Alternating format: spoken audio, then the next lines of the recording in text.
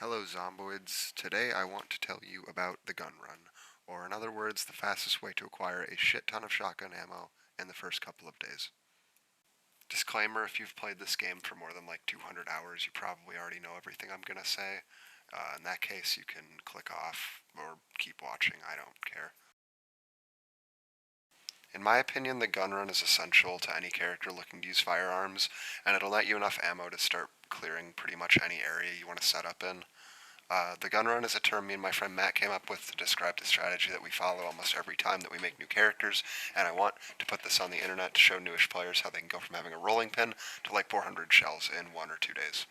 So first, let's go over the minimum requirements for this journey. Step 1, you're going to need a decent vehicle. Bonus points if you have a trailer, but you're going to need any fueled up car with at least 60 or so carrying capacity available if you just want the shells. 2, you're going to need food, water, etc. You aren't going to have much time to fuck around if you want to get in and out in one day, so make sure that you pack everything you need before you leave so you're not stopping to loot other places. You don't want to fill up your car with stuff that isn't shotgun ammo if you don't have a truck like I do. Number 3, there's no number 3, that's all you need. Routes. Okay, so of the 4 starter towns, there's Rosewood, Riverside, West Point, Muldraugh. Riverside and Rosewood are by far the most convenient for the gun run, as well as in general, but I'll illustrate the route from Muldraugh and West Point as well. There's really only 2 necessary buildings you have to hit in the gun run, and I'll point out the other POIs at the end of the video. The 2 buildings that you need to loot are the Farming Rural Supply Store in Akron, Skillet, this one, and the Army Supply Store in Dixie. As you can see, they're located in the center of the map, and they're about a 2 or 3 hour drive from the starting towns. Within these 2 buildings contains easily the largest amount of ammo in this entire half of the map. The gun run is the name we gave to the act of hitting both these places in one trip, and if you do properly, you can be in and out in like 1 or 2 days. Alright, so from Riverside, you definitely want to hit Skillet first, and then take this path to Dixie. From Rosewood, it makes more sense to hit Dixie first, and then go to Skillet afterwards. From Muldraugh and West Point, it's optional. I usually go to Skillet first to try my luck at the tool store, but it really doesn't matter, it's up to you. I'm going to commentate some gameplay of a run I just did to show you an example of what a good gun run looks like, and then I'll go over those POIs as we go along. Alright, so in this run I started in Riverside and I'm driving south to Skillet. I've been calling it Akron for so long that Skillet just sounds wrong. Anyways, you'll notice that it's getting somewhat late, and a good bit of advice is to make sure that you always have a secure place to sleep when you get tired. Usually you want to have that before you get tired.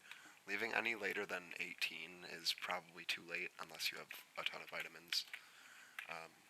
When I arrive in Skillet, the first thing I do is crash into this mailbox. The second thing I do is try to lead the hordes away from the house I want to sleep in. I've got some time before I get tired, and I use that time to clear the zomboids around the farming store and my temporary base. Oh, that was close. This building right here is a deli. I usually stock up on ham, chicken, etc. for the road if I have the time. There are plenty of useful buildings in Skillet, and honestly, it's my favorite town in the entire map. I'm not staying too long on this run, though, because I want to get to Louisville ASAP. Alright, so I lose the hordes by my house, and I kill some zombies by the farm store, and then I make my way back to that house so I can cook my chicken and go to sleep. I've never done a video like this where I talk about my thoughts on the game and explain my process, but if this one does well, I think I'll make a video debunking popular tier list videos, because quite frankly, there is a lot of misinformation about this game floating around, and I disagree with so much of what popular YouTubers say, but I guess we'll just have to see how this one does. Ah, Jesus Christ. Oh, another pro tip from a pro player with 900 hours is don't forget all your fucking chickens in the oven and burn all of them. No! Fucking goddamn it.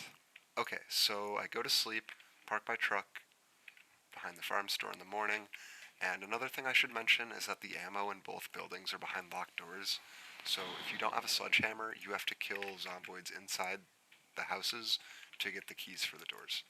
It's pretty common, and I got it on the first zombie in this example. And I should also mention that shotgun ammo is not the only good thing in these buildings. The farming store has all the seeds you'll ever need. Shocker, I know. And it also has good clothing. You can get a machete like this. You can get garden forks, and most importantly, you have a decent chance of spawning a hiking bag.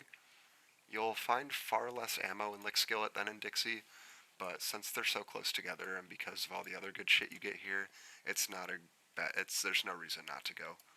In this run, I get 5 boxes and a double barrel, which isn't bad at all. The last thing before I leave Skillet is that in this back room there's a crate, and it's pretty hard to see, but you can move or destroy it, and that'll let you get to the 2 crates in the back corner. You might think that it's too much work or whatever, but this run is a perfect example of why you should do it. So I pack up my truck and I get ready to hit the tool store in hopes that I find a sledgehammer, but luckily I take a look at my watch before I head in. Oh shit, Woodcraft. This goes without saying, but when you're watching Woodcraft, it helps if the TV is on the right channel. After that, I quickly loot the tool store and leave for Dixie. Forgot to put this in my script, but this building right here is a pharmacy or a doctor's office. It's important that you hit this for beta blockers. I forgot to in this run because I'm an idiot.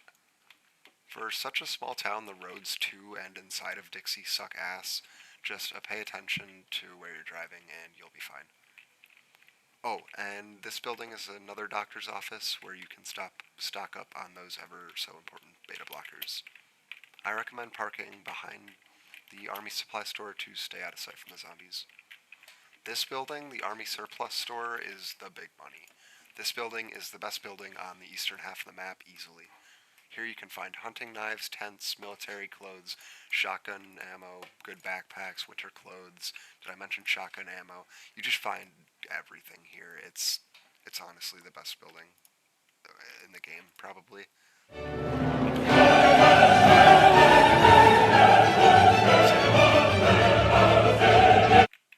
As before, you lure in zombies, you get the key, and you unlock the back room.